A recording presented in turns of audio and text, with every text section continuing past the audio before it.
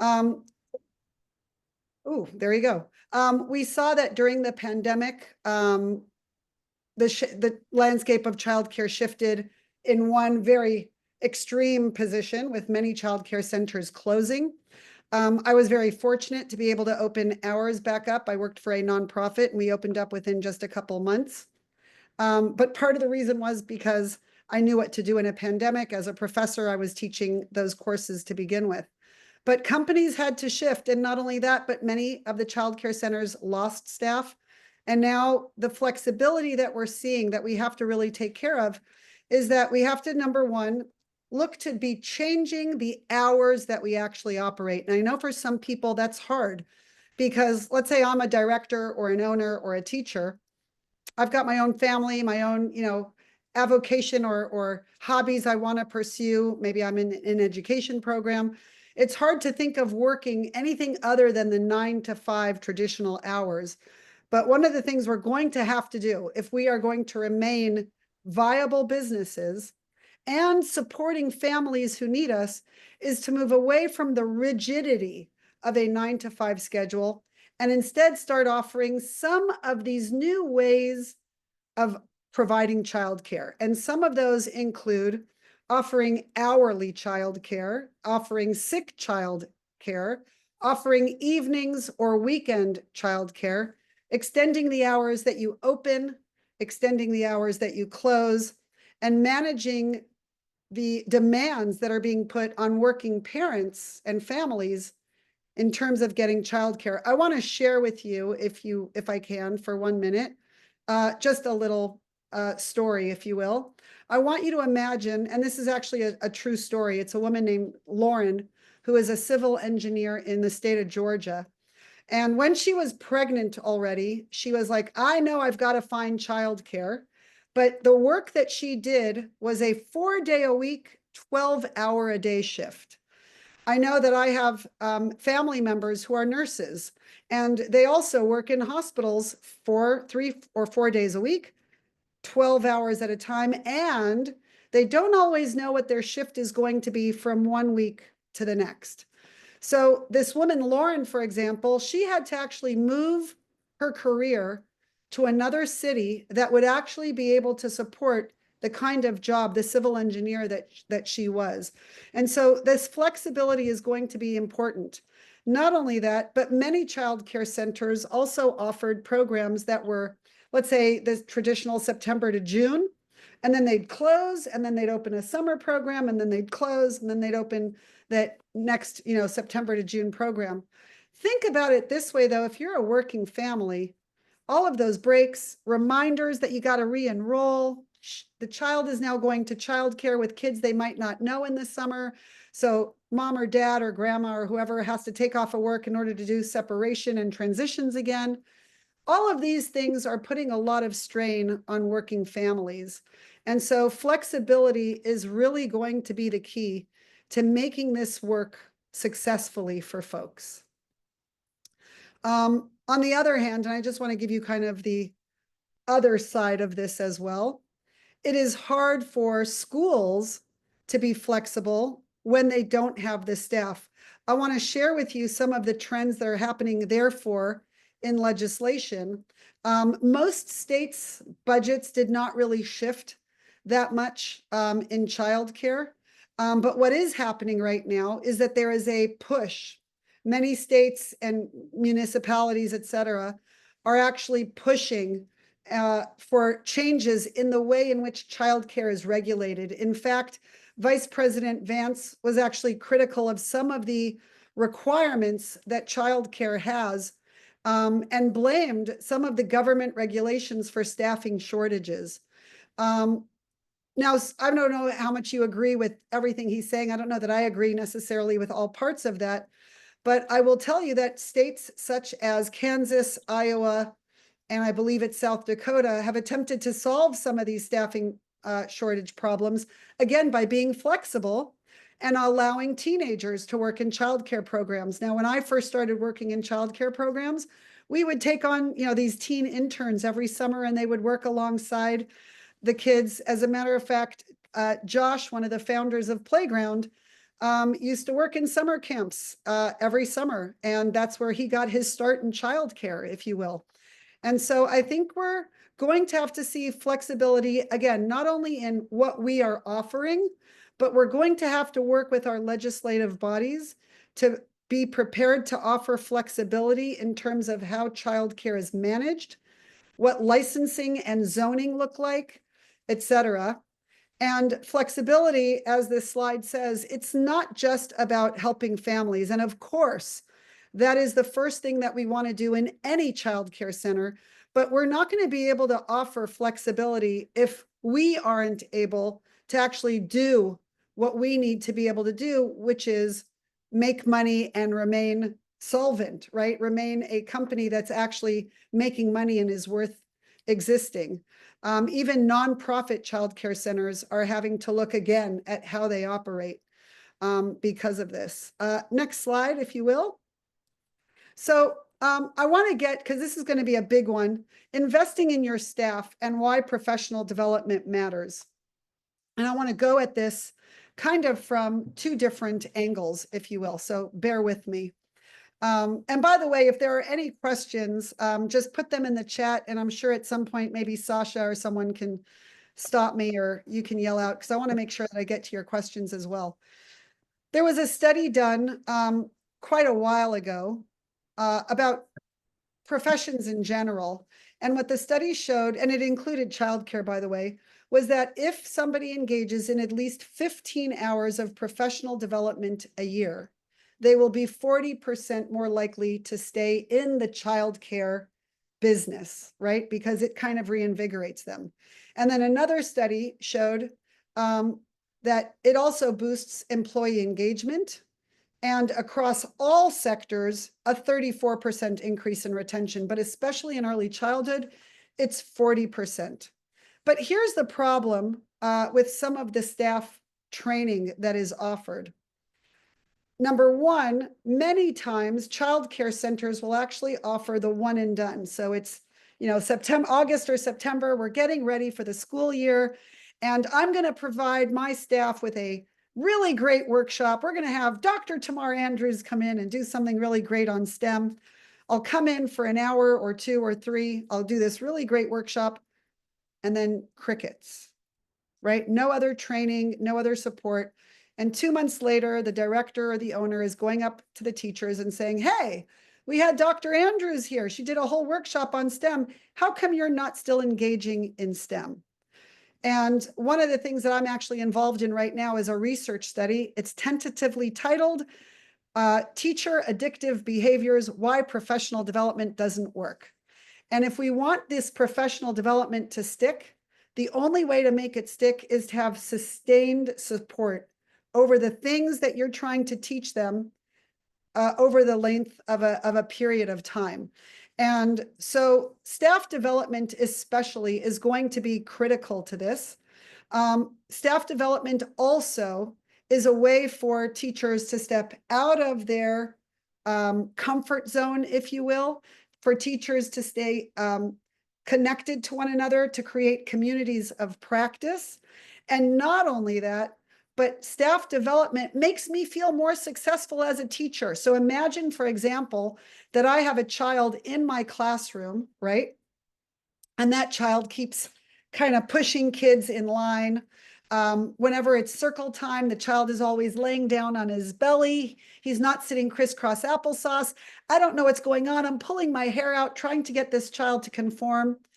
If I had had a little more staff development and I had learned that maybe this child suffers from either a low core, like doesn't have great core strength, or this child might have something called a sensory issue. So they might have something called proprioceptive, like a lack in proprioception. This child lays on his belly because that's the way this child attends to the teacher. So, for example, is your most important thing to get the kids to sit crisscross applesauce, or is the most important thing for that child to actually attend to what's happening in circle time? That kind of professional development gives you the tools to understand who these little people are in your classroom. And now you're better able to do your job. You feel more successful. And you're building a house with all the tools you need instead of me saying, hey, build a house and all I'm giving you is some sandpaper. Not only that, but staff development also helps retain stability for your students, right? Because all of your teachers are on the same page. It makes a workplace culture where when we talk to one another, we're not sitting here kind of moaning and groaning about how hard our work is. We're actually talking about the kids and the families and what we enjoy and what we learned in that professional development. And now the language and the conversations that are happening across the board are much more meaningful. It'll also offer your business a much more competitive advantage because two things really matter very much here. Number one is staff retention. Parents don't like to see that teachers are switching, especially mid-year. Oh my gosh, I have another teacher and now it's March and I have another teacher and now it's May, it's almost the end of the year and I have another teacher. You don't want teachers leaving in the middle of the year because you can't really say legally, right, what's going on, but people will talk and they'll think something's wrong with your child care center. So when you boost staff development to a level where you boost staff retention, it makes you have a better center. It also, again, as you see on the slide, helps build parent trust, right? Wow, these people have been there for a long time. It must be an amazing place to work. I think I want to be part of that. And not only that, but once you have those folks kind of at that top level, right, where they really know what they're doing, they can then mentor the other folks coming in, the new teachers coming in, teachers in training, as I call them. And now you cut some of those hiring and training costs because your mentor teachers are helping guide those other teachers that are coming up through the pipeline. Next slide, if you will. There you go. And so again, real professional development is going to go beyond the occasional seminar. And as I'm finishing up my research study, I know this is going to sound hokey, but I'm likening it to Alcoholics Anonymous, which is an incredible program. Why is Alcoholics Anonymous successful? Because it recognizes that the hardest thing for a human to do is change. So one of the things that you're going to see now more often in professional development, especially as we go into the next few years, is this trend for professional development to be sustained. One idea or one concept or one topic, if you will, to be sustained over a long period of time. The same way Alcoholics Anonymous members go to weekly meetings, right, to support that change you're trying to affect. The other part of it is to have mentors and coaches. States like California already have this incredible program. California has something called the California Mentor Program, where the state of California actually pays $500 for mentor teachers and mentor directors to mentor teachers and directors that are trying to improve their practices. And I think one of the trends you're going to see is more and more states adopting this state-funded mentor program. And finally, again, Alcoholics Anonymous does it right. Those little coins, chits that you get that say, like 1 month sober, 2 months sober. Imagine if teachers came to a STEM workshop and implemented something right away in their classroom, and somebody came in and said, oh my gosh, you really embrace that. Look how amazing this activity is that you're doing. One of the things I did as a director, feel free to copy this, is I would have cans of soda, pop, or bottles of water, cans. I actually got the cans because it only works with cans. And I would put little address labels on them that said, success is measured by the can, not the cannot. And every time I would catch a teacher doing something that was really successful, really implementing something I wanted to be implemented, I would give out one of those cans and recognize them. You would walk into the classroom and you'd see, even if they had finished the drink, they had that can strategically placed somewhere so that other teachers would see that they got a can from me. And that is also infectious, right? Other teachers see that there's recognition happening and other teachers want to get recognized as well. It also helps support and boost your enrollment when you advertise these kinds of recognitions out in public. So if you have, for example, if you have the Playground app, right? Send out an email, a message to the whole school saying, shout out to teacher Sasha for, check out what Sasha did with the kids today in a little video or a picture. But that also, again, it goes a long way for the families. Imagine if you're a mom sitting at work and you get one of those notices and you go, oh my gosh, I got to show you what I just got on my phone. It's from my kid's preschool.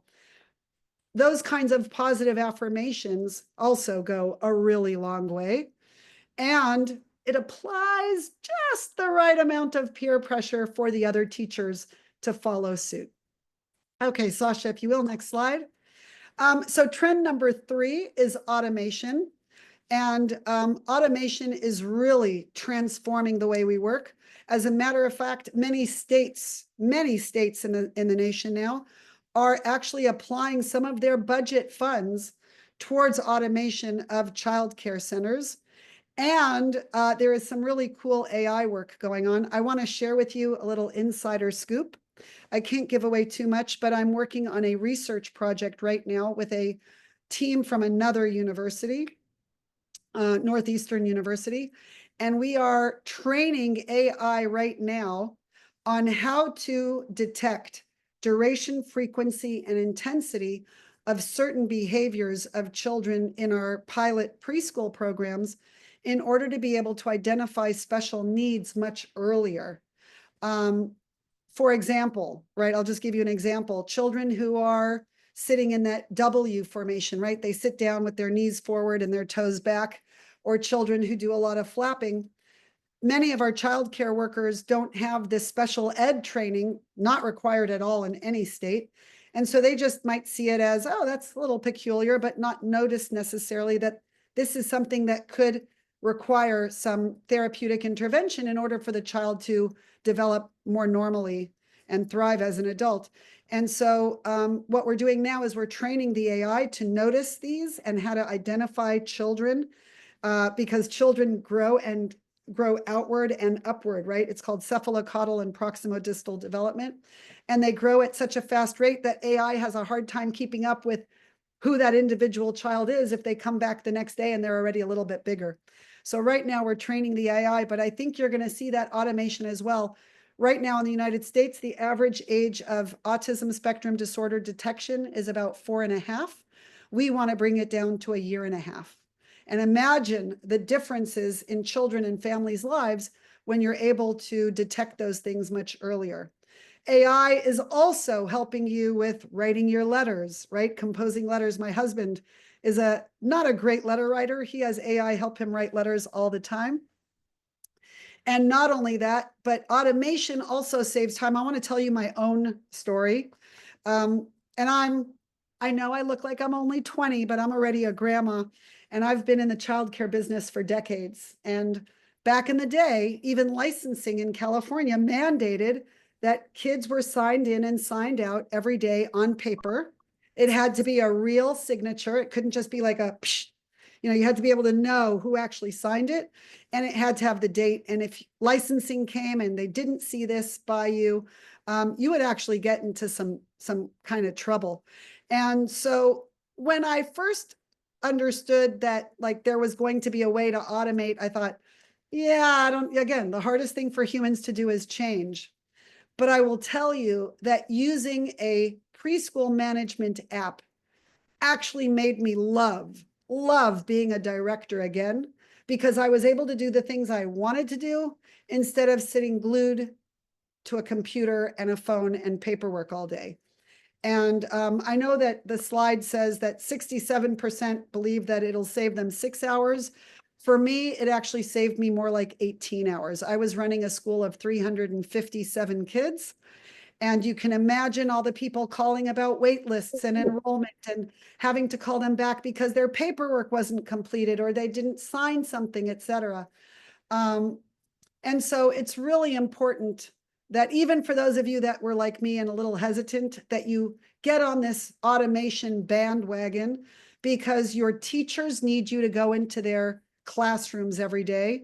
Your parents need to see you standing in car line and giving them support. Sometimes you're even the therapist, the plumber, right? The psychologist for all these issues that come up.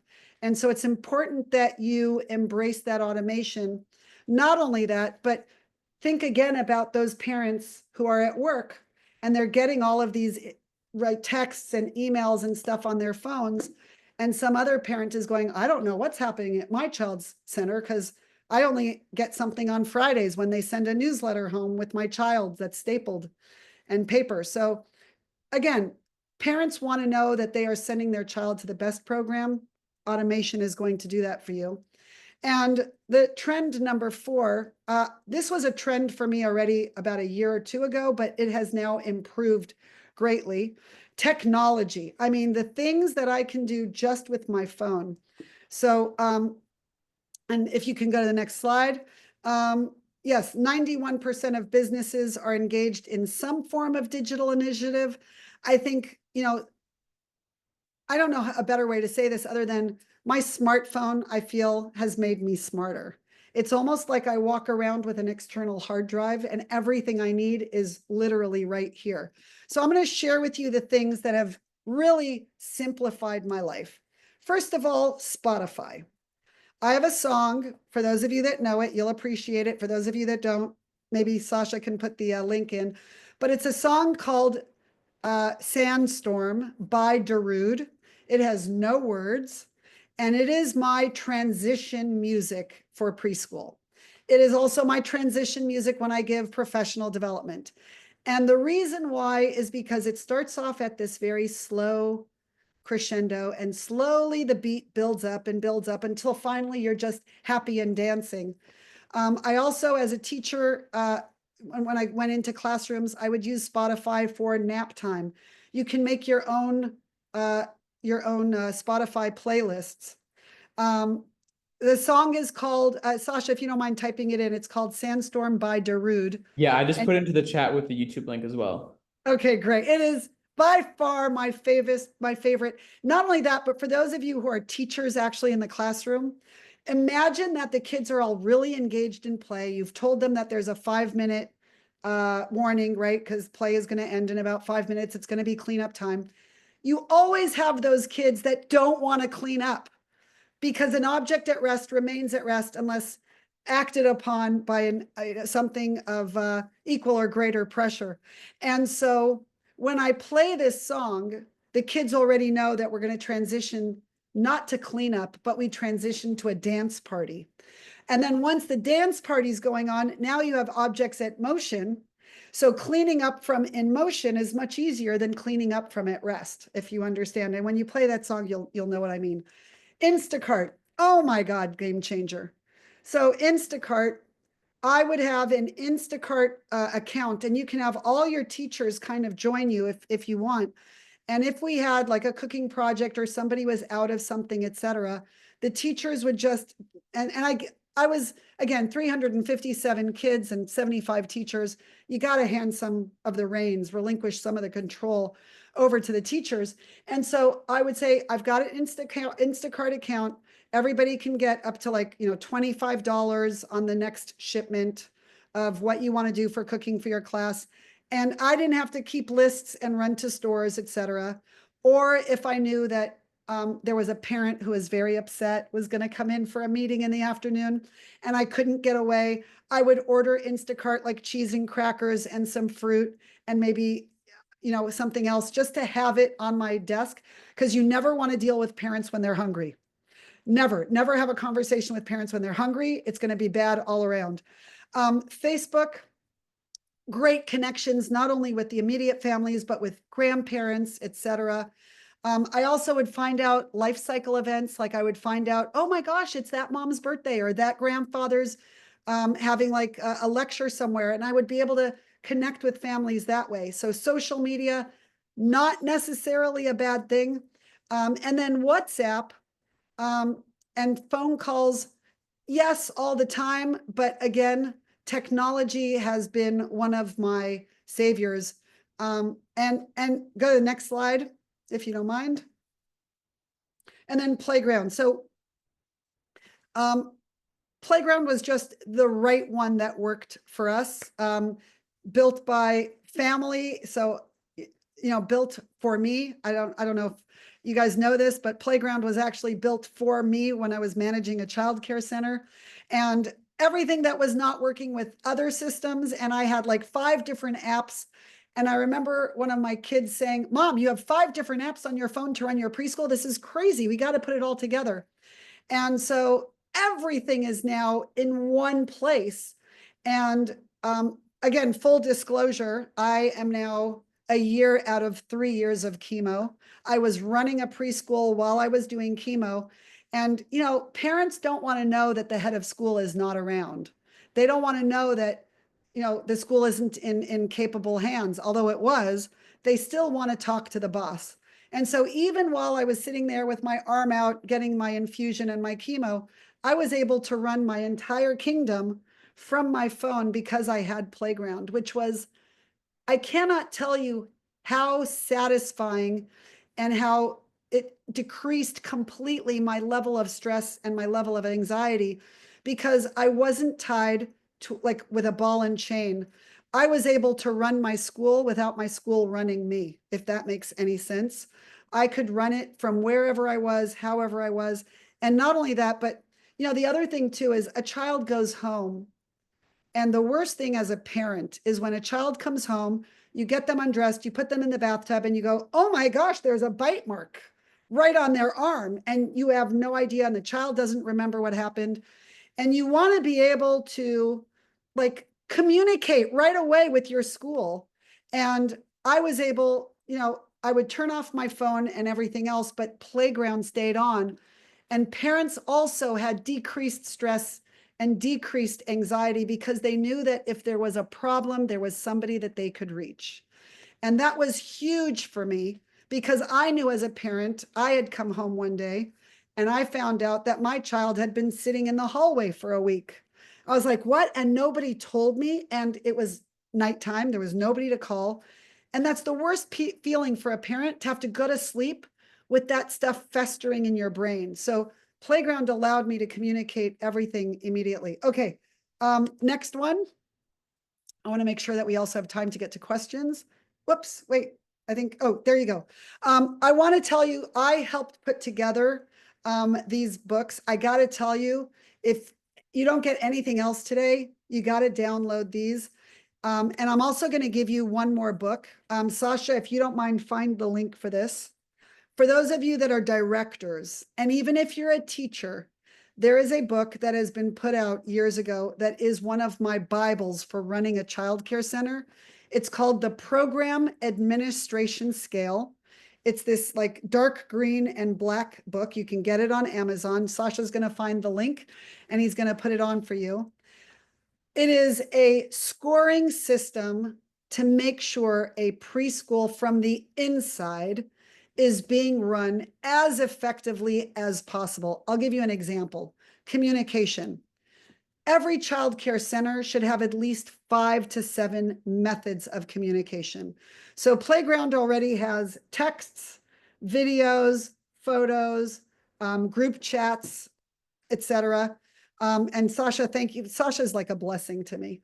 But even if you're a teacher and you don't think you're ever going to be a director, you yourself should know what constitutes high quality childcare from the inside, because you all know that when an organization, a company runs successfully from the inside, it just shines out to the rest of the world on the outside and makes everybody want to be part of that kind of a program.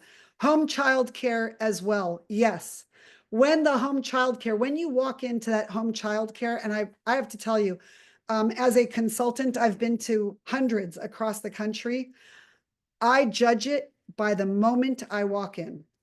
If it's warm and welcoming, if it feels like I could stay here all day, I know I want my child or now my grandchild to stay there all day. But if I walk into a business, almost any business, if I walk in and I am treated like coldly, or not with that warm and welcoming, not for me. And we say that we want childcare to be like a second home for children. Think about what makes something feel like a home, right? So that's kind of my insights for today. I tend to talk very quickly, but I try to get it all in. I'm going to open it up now for questions for anybody that has any questions. I don't know if there were any in the chat. None came in the chat, but we're a small enough group here where if folks want to just feel free to unmute and jump in, please feel free to do so. Let's turn this into a conversation. Go So for any it. questions that you might have about any of these trends, pick Tamar's brain. She's a one of a kind. So Oh, I'm going to put my contact info into the chat as well. But yeah, ask me. I'll answer almost anything. I'm also going to put my cell phone number because I give it out freely.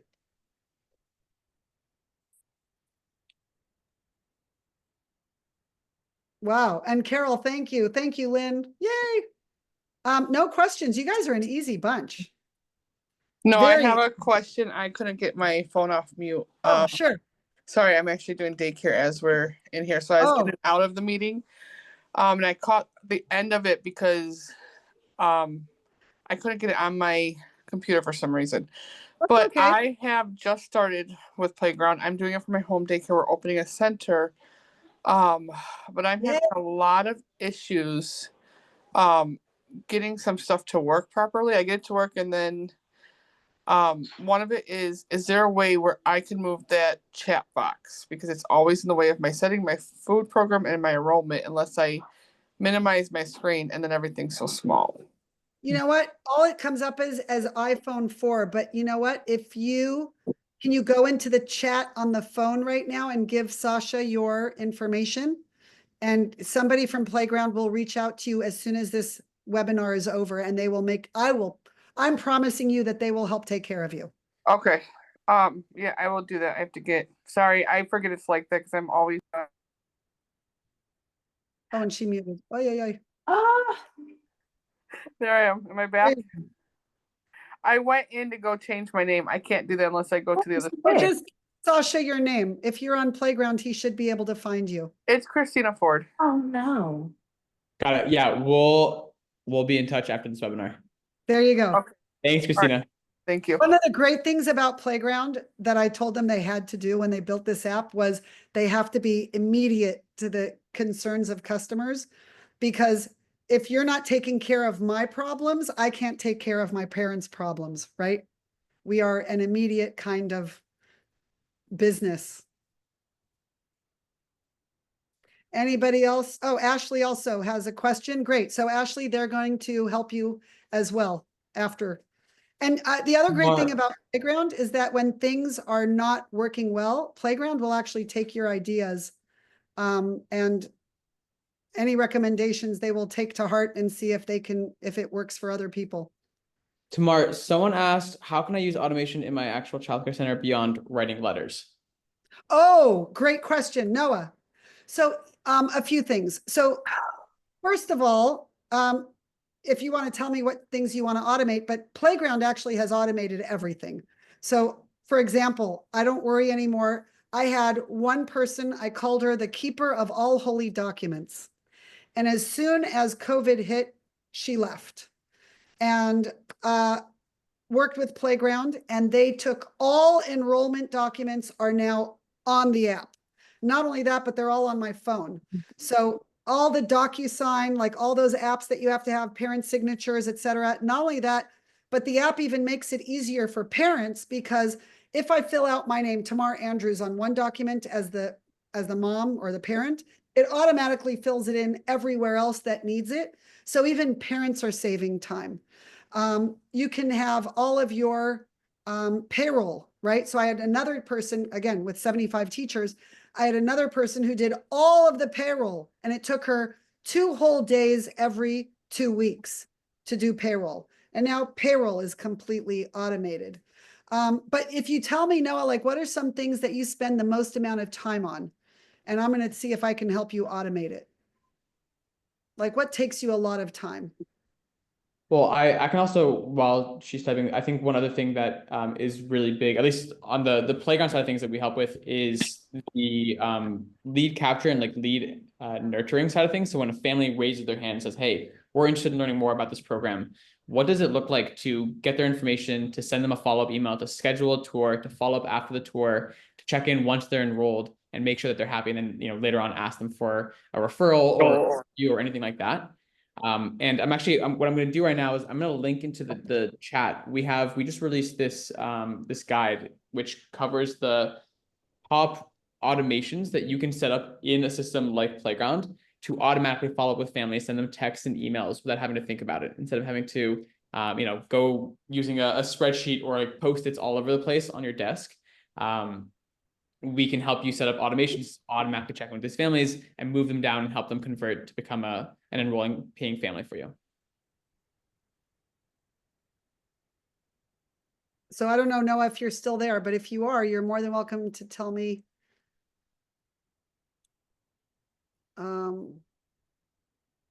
Oh yeah, Jenna. Oh my gosh, it does so much. Oh, Noah, that's fine. Feel free to reach out, Noah. Happy to talk to you privately.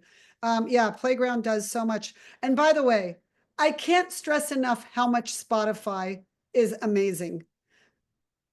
I'm just going to put this out there. In humans, true joy is expressed through music, right? We dance, we sing when we're truly joyful. And I know that some teachers play music in the background in classrooms. I'm not such a big fan of that because I think it's a little distracting, but I love the idea of bringing joy to your work, even when you have a staff meeting, bringing some music in. And Spotify has been my go-to forever. As a matter of fact, if you go to the Playground offices, if you're ever in New York, you should go say hi to them. They always have music playing in the background at their offices. Victoria has a question for you. I think, Sasha, that's more for you. Yeah. By the way, if there are any Playground current users, current customers that have questions specifically about Playground, please feel free to reach out to us directly using the email on the screen, or to our support. We are more than happy to help with if it's a question about how to do something, how to maximize the system, or how to in Victoria's case, how to load up your curriculum, whatever it might be. We are happy to help. I'd love to also just make sure that we are mindful of time here. Any other questions that we can ask Tamar today about what she talked about and covered? And again, I put my information in the chat. I love talking early childhood. I am a professor by trade right now. I'm a full-time professor, but would love to talk to any of you. And if you're in a city I'm ever visiting, if any of you are maybe from Philadelphia, I'll be there on Monday. I would love to see your schools. Amazing. Well, in that case, thank you all. Oh, do we have any questions? Cool. Yeah. Oh, yeah. Yes. sorry. No, you're fine. I had a question on how you said staff development. Where can I find like a place or any information on where I can find a teacher that can come in and help with staff and having those effective meetings? Are you talking about like a trainer for the teachers? Yes. Oh, contact me. I've got either I can do it or I've got connections all over the country. Okay. Yeah, contact me. I have a whole list of people that'll fit your budget, your needs, etc. Okay. I am in California. And it's free. Oh, great. We're in California. Perfect. Where are you in California, Jaliza? Sacramento. Okay, definitely let's talk because I'm a California mentor director. Perfect. Okay, great. And then Karina asked a training perspective, what is the best to use AI to train staff? I don't know if I actually understand. Are you looking to train your staff in AI, or do you want AI to train your staff? Hi, thank you for taking the question. So my question is more in regards to, are there do you recommend using AI to train the staff? So we're putting a training together right now. We're creating a new training for onboarding, and we want the staff to learn all about our philosophy, our mission. We have this whole SEL platform foundation that we use to educate the children, and so it's going to be probably a training of like 16 modules, so very detailed training. We're creating videos as part of the training program. We're trying to find, the best way to execute Yeah. on this training program because it is time consuming. I mean, there's so many like details that we Yeah, have to take into consideration. How many staff are you looking to train?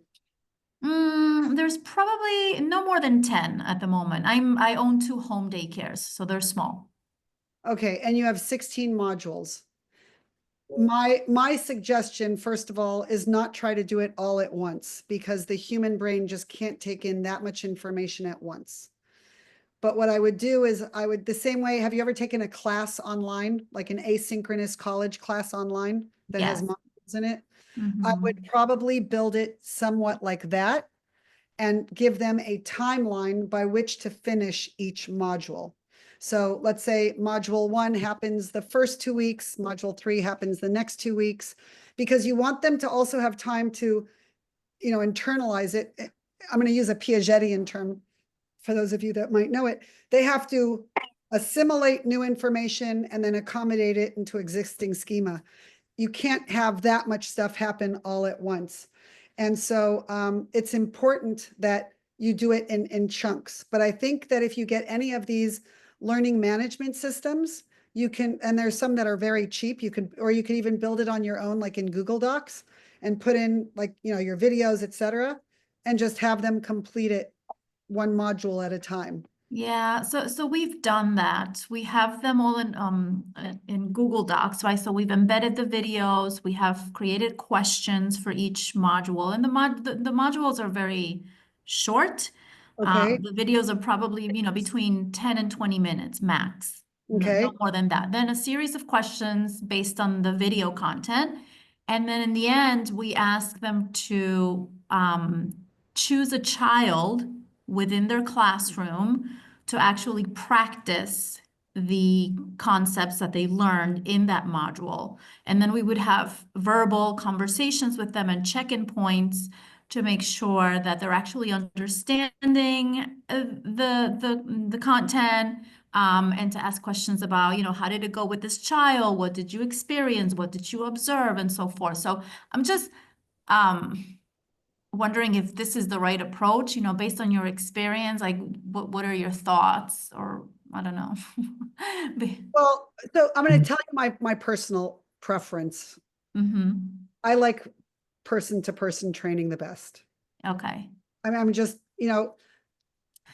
when you So have do I. Yeah. training, you can also, I know it's going to sound kind of weird, but I can see their face and I can kind of gauge for understanding, comprehension. I can see if they're really not paying attention. I can engage with them. And not only that, but when learning is done interactively, it's much more robust than learning that is done passively. Mm-hmm. And especially if you only have 10 teachers, and again, feel free to reach out to me if you want. I mean, I'm a college professor. I build classes all the time. Oh, I'm wow. more than happy to brainstorm with you, like suggestions and Mhm. ideas for how to do it, maybe a combination of live and AI generated, right? Okay. Yeah, I was leaning more towards that way. We launched the first module a week ago, and then we sent the second module. And they're watching the videos and they're doing it, but it's like I have to send reminders. Did you understand? Can you answer the questions? Because we received the answers to the questions, on the other end. And it's My just information's not. in there. Karina, my information's in there. Feel free to reach out. I love building this kind of stuff. Okay, I will do that. Thank you so much. And then Cecilia asked about resources or recommendations to do after-school programs. I don't know what you mean by that, but again, feel free to reach out. You can always call me or email me, and I'm happy to help. And then Kutana asked about a copy of the recordings. Sasha, do you want to talk about the recordings? Yeah, this will get emailed out to everyone who joined today. So we will make sure to do that. And perfect segue to wrap things up. Thank you everyone for spending your Thursday with us. This is gonna be the first of many coming up this year. So stay tuned. And if you haven't or aren't using Playground, feel free to reach out. And if you are and want to make sure that you are getting the most out of it, please feel free to reach out to our team. We are more than happy to help out. But thank you guys so much for joining. Make sure to start playing Sandstorm in those classrooms. And we'll see you again shortly. Bye, everyone. Thanks, Tamar. Bye.